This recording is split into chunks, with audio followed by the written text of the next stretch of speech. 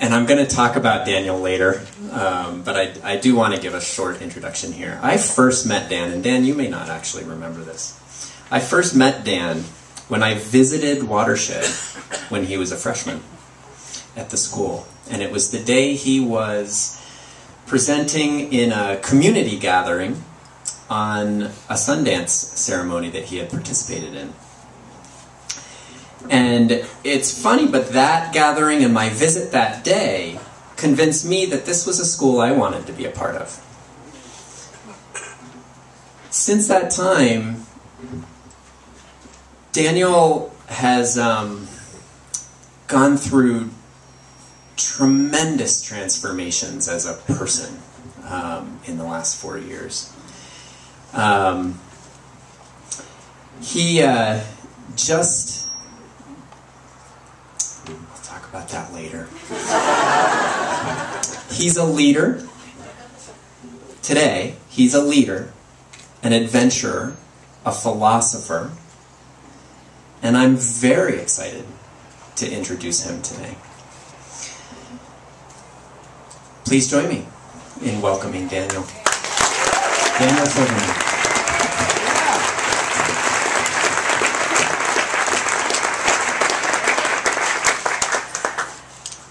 So what an incredible world we live in today, and what an incredible amount of issues that we face.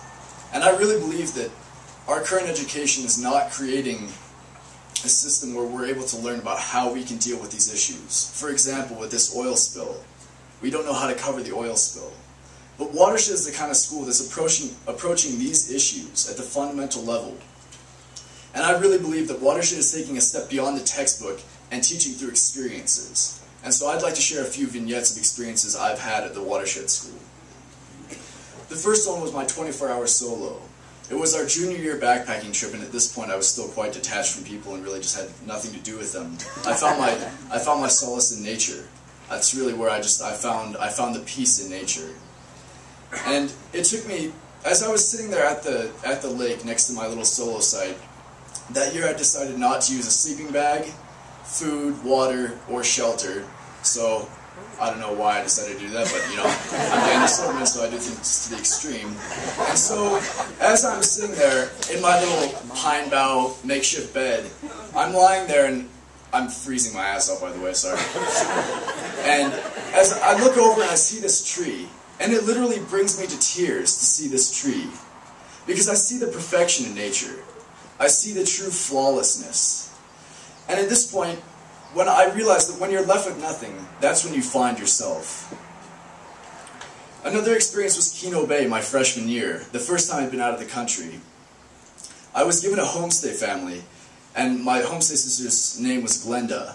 Me and her were going on a picnic that day, and we picked up our friend Rosa. As we got to the beach, we sat down and ate lunch, and we, couldn't really speak a word because none of us spoke the same language. But we just sat there and we laughed together and we sat on the beach, and at one point they were standing on a rock and they fell off, and I just stood there and laughed at them, and they were laughing at me for being a terrible friend for trying to save them. But at that point, yeah, I know I'm not a very good friend, but at that point it was really, I discovered that it's not so much the communication that matters, it's simply the presence of another human being and relating to them in that way. And then as we took Rosa home to her house, to take a step back, as we were driving into Mexico, we crossed the border, and as I looked out of the van as we were driving, I saw a divot in the ground, and it was full of corrugated metal shacks. And I wondered, what are the peoples that live in those shacks' lives like? What is it like to be like them? What is it like to live their life? And as we dropped Rosa off at her house, I looked at what I thought was the outhouse because it was so small, but it was a little corrugated metal shack. And at that moment, 5 of her siblings came running out of the house. And I wondered, how could someone with so little enjoy life so much?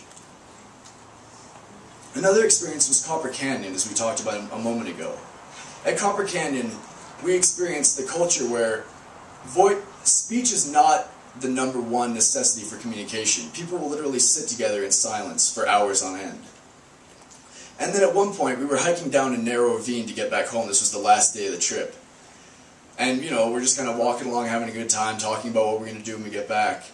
And then it starts to rain, and we're like, all right, it's raining. And then it starts to thunder, and Nathan Lilienthal's kind of freaking out at this point. And we're just walking down here and it starts to flash flood. You know, it goes from 2 feet high, this little stream, to a 4-foot tall river, and we have to get out of this canyon. And people are starting to really freak out. And that's when well, being Daniel Silverman, I took my shirt off, of course, and I ran around in the puddles, and yeah, thank you. And I ran around in the puddles, and I walked up to the top of this hill, and I just looked down and I watched everyone, and I looked at how they were reacting. And I saw that they were stripped of their ego identification. They were simply who they were in their primal state. They were just pushing forward to get to safety, basically. And that was really, I realized that that's the point when you really get to see who people are, when they're in crisis. Another experience was my junior year, I got an independent study studying permaculture. And that summer, in order to pursue agriculture and see what it was really like to work on a farm instead of just reading out of a textbook, I got a farm in Buena Vista. So 2 days after I got my license, I drove 3.5 hours up to Buena Vista, my little truck going 45 miles an hour on a 65-mile-an-hour highway. And when I got there, the moment I stepped out of the car, I was going to work at a farmer's market, and it never stopped. I worked 13-hour days, 7 days a week, for 6 weeks.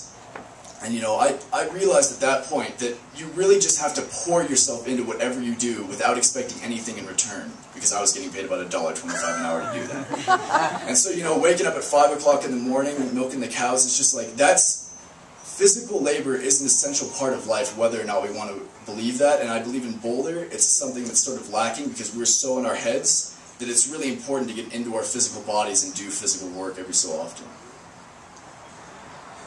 And the last experience I want to talk to you about was the recent trip to Nicaragua. This trip I lived with a family, with Trevi, and one night we were sitting in their kitchen, and as the rain pattered on their corrugated tin roof, my homestay sister's husband brought out his receipt, a deportation card, and a detainee wristband. And he went through and told me the story of his trip to get from Nicaragua all the way up to the United States, riding on the tops of trains for 15 days.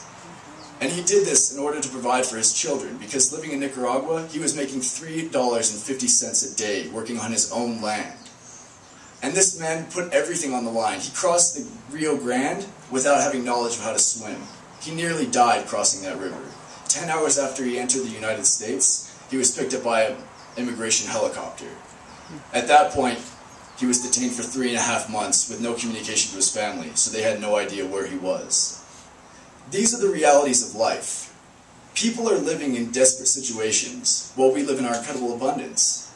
And I'm not saying that's a bad thing or that's something we should really be feeling sorry about, but that's simply how life is. And I believe that it's important to be grateful of what we have.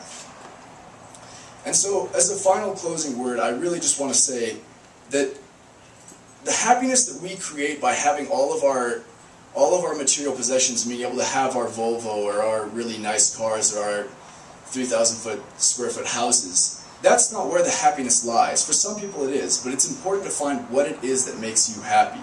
And so going to places like El Tismal in Nicaragua and meeting people that pick recycling out of a landfill every day as their sole source of income.